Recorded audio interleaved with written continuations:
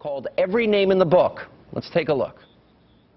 I know why you're happy today. The good news is Sarah Palin can complete a sentence. I don't know. I'm old-fashioned. I believe the vice president isn't supposed to sound like the host of Romper Room. Sarah Palin proved herself to be, I think she's proven herself to be profoundly stupid. I hope Sarah Palin gets in so that they split the MILF vote. Number 2, bought makeup at Bloomingdale's to update her slutty flight attendant look. Oh, speaking of dumb.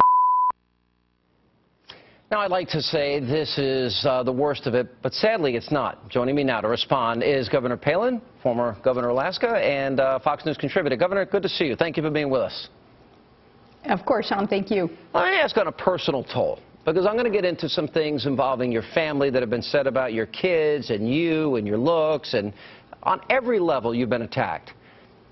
Does this take a personal toll? Does this impact your family? Well, you know, when the attacks are against me, politically especially, it doesn't really bother me because I know what's really important and I know what truth is. But I do have to admit, when the shots are taken at, especially my youngest, my son who has Down syndrome, and others with special needs in this wonderful country of ours, then those I do take personally. Those shots hurt, and I sure wish that there was more that I could do about those attacks on the defenseless. I wish that I could defend them more. You know what, I think that's very well said, and I think any parent would understand this. And this is what makes, you know, this hypocrisy issue so transparent to me.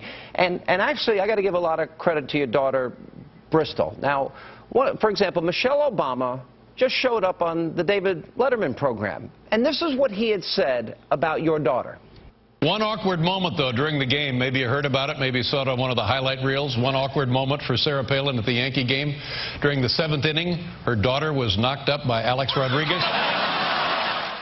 Now, this is interesting. Why would the First Lady, the week after the President, you know, lectures the country on civility and calls Sandra Fluke, why would she go on that program? Yeah, see, you have a choice as to whether you will participate in that environment of the Lenos, or not necessarily Jay Leno. He's been relatively good, but the Lettermans, the Bill Mahers, some of the ESPN sports network teams even that have been really ruthless against unwed teenage mothers and those with handicaps and women and Christians and conservatives. You have a choice as to whether you'll perpetuate what it is that they spew by being a participant or not. And, you know, I choose not to. These guys who have asked me, these hosts of these programs, who have asked me over and over again over these years if I would come on and be a guest, and they promise to be fair, and they still don't get it, why I continue to say, no, thank you. You know, I choose to participate in some healthier, more productive venues, and you have a choice whether you're going to be a participant or not. You know, I bet you're very proud of your daughter, Bristol. She wrote an open letter to the President. The headline of it was, Mr. President, when should I expect your call? And she was talking about the Sandra Fluke issue, and when the President spoke out about this, he mentioned his daughters, and your daughter said, you know what, your kids should be able to speak their minds and engage the culture. I look forward to seeing the good things that Malia and Sasha end up doing. But here's why I'm a little surprised my phone hasn't rung. Your $1 million donor, Bill Maher, has said reprehensible things about my family. He made fun of my brother because of his Down syndrome.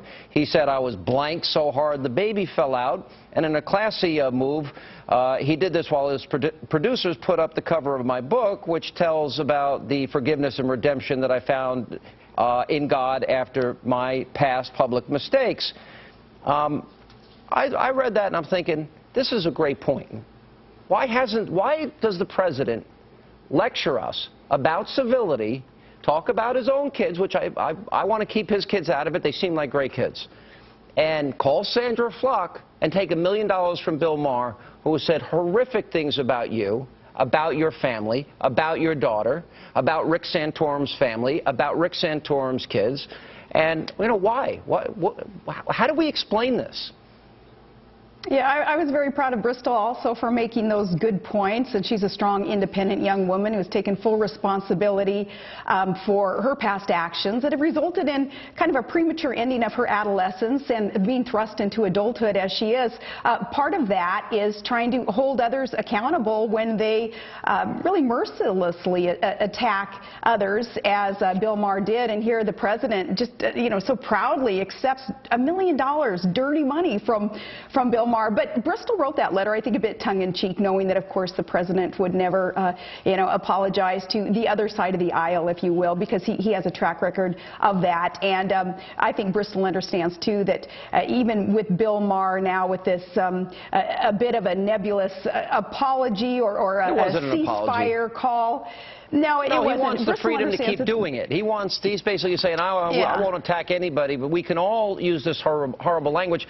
I don't care about Bill Maher. I'm not going to boycott HBO. But it's the left that wants to silence talk radio. And it's the left that has selective moral outrage. And your daughter actually referred to this. She said that the president seems only willing to defend certain women, that he's willing to take a moral stand when you know your liberal supporters stand behind you. I wonder if Rush donated $1 million to a super PAC, if Rush would have a pass to say anything he wants. Well, that goes back to the point I was going to make about Bill Maher's quasi-ceasefire call.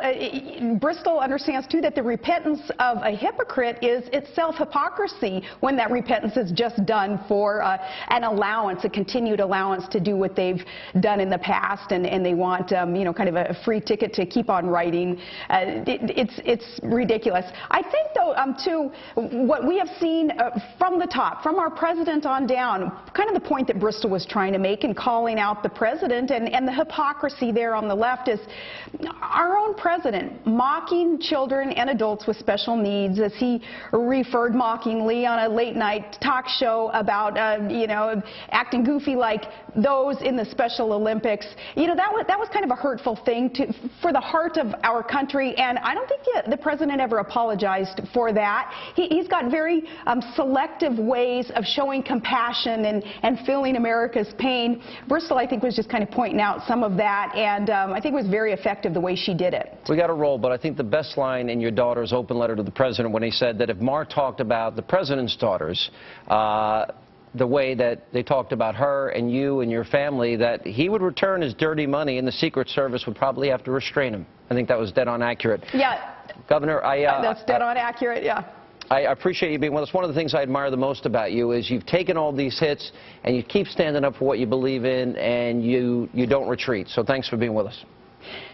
Hey, Sean, one other thing, though, when it comes to our president and what he focuses on and who he apologizes to and who he wants to provide, say, benefits to, you have to ask yourself, if he were in a position, as other families were in raising a child with special needs, if he were in a position of maybe having served in the United States military or had a spouse or a loved one, a child who would serve in the military, would he be cutting their benefits and the troop numbers and the equipment that they need? All those things that many of us in everyday average American life, those things that we live through and deal with because of the president's policies, you wonder, if he were in our shoes, would he make the same decisions and say the same things that he's saying today? All right, Governor, as always, I think that you answered your own question. Thank you for being with us, and we appreciate it. And